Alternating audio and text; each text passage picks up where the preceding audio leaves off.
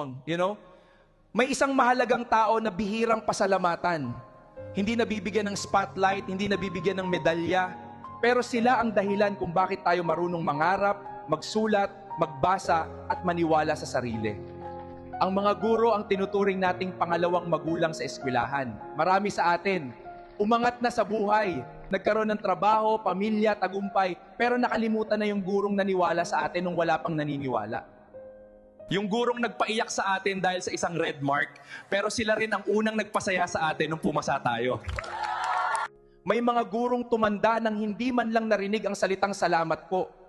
Hindi dahil hindi sila mahal, kundi dahil minsan, abala tayo sa pag-abot ng pangarap na sila mismo ang nagturo sa atin. Kaya ngayong araw, kung may guro kang nakalimutang pasalamatan, isipin mo ang mukha nila, ang boses nila, ang sakripisyo nila.